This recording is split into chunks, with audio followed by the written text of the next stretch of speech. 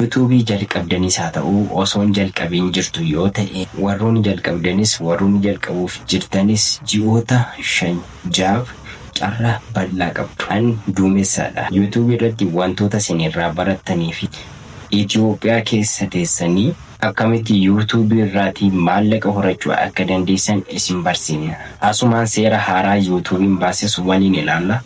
Waggoota hedduudhaaf YouTube'n subscribe 1,000 fi Watch hour sa'aatii isa jennu 4,000 yeroo guuttannetti monetize nu godhee maallaqa nuuf kanfala.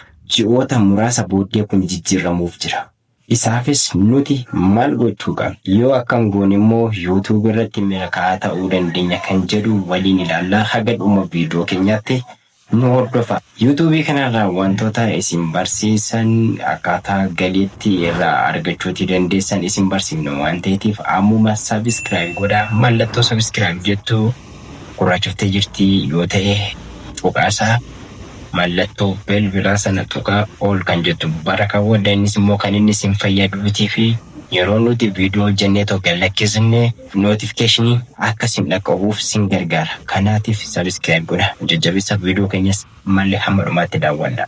Namoota YouTube irratti hojjechuudhaaf fedha qabdaniif namoota 5 carraa bal'aa fidee dhufeetiin hin jira. Carraan ani isinii fideetoo dhufes ani kontentii hedduu waan nuuf harkaa qabuutiif namoonni 5 na dubbisuuti hojii keessan itti fufuu ni dandeessu. Hojii maal hojjenna akkamitti hojjenna warroonni jettan warroonni jalqabuudhaaf yaada qabdan akka tasaa viidiyoo kana ilaaltan warroonni immoo jalqabdanii waan irratti hojjettan dhabdanii xaxxettanii tolista YouTube keessan guddifachuudhaaf namoota 5 carraa bal'aa kanatti fayyadamuu dandeessu.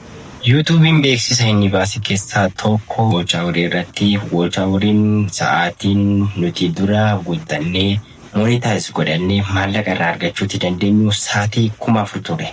Inni 4,000 kun ol guddatee amma gara 8,000tti akka faranjoota ji'a tokkoffaa isaanii bara 2027tti gara 8,000tti ol guddachuudhaaf jira waan ta'eef ammuma jalqabdanii hammuma odoo hin gootiin YouTube keessan monetize godhattanii ta'uut irraatii galii argachuutu isin irra jiraata.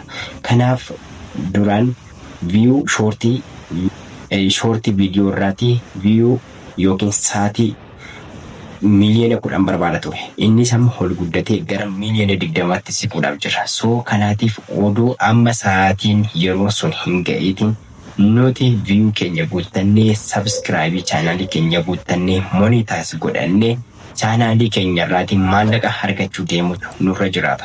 Kana godhachuudhaaf immoo karaan salphaa tokkotu jira. Innis wal gurmeessinee galgala live seenuu. Live sa'aatii 2 sa'aatii 3 wal jala turuudhaan waliif daawwachuu, koomentii waliif barreessuu, yaada wal jajjabeessuu, yaada nama jajjabeessuu, yaada gara YouTube kanatti nama fidu kaawwachaati deemuu.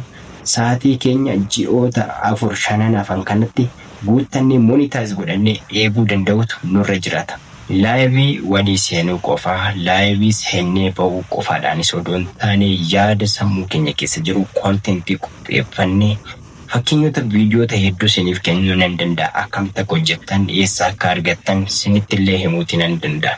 Kanaaf guyyaa guyyaadhaan viidiyoo daqiiqaa 5 olii maxxansuun nurra jiraata. Nuti immoo gurmoofnee nama 1,000 taanee naannee follow backing qabu subscribe yoo na goote anillee deebi'ee subscribe si gochuun hin danda'a waan ta'eef narraan ka'uu follow backing gaafataa hin qabu YouTube. So kanaatiif namoonni 1,000 kun subscribe guyyaa tokkotti guuttachuu ni danda'ama gurmoofnee jennaan. Kanaaf immoo viidiyoo guyyaa guyyaatti yoo gallakkisnu viidiyoo keenya waliif ilaaluu hamma dhumaatti odoo hin dabarsin speed isa odoo hin dabaliin viidiyoo keenya hamma dhuma isaatti waliif hordofuudhaan guruupii teelegiraamii gubbaarratti yoo waliif maxxansine amanamummaadhaan sa'aatiin keenya yeroo gabaabaa keessatti nuuf guutuu danda'a. Kanaaf namoonni amma itti amantan namoonni of amansiistanii hojjechuu barbaadan YouTube irratti seenaa teelegiraamii kana jala linkii YouTube keessanii keessa kaawwadhaa, linkii TikTok keessanii keessa kaawwadhaa, linkii Instagram keessanii keessa kaawwadhaa, linkii Facebook keessanii irra kaawwadhaa, linkii YouTube keessanii irra kaawwadhaa.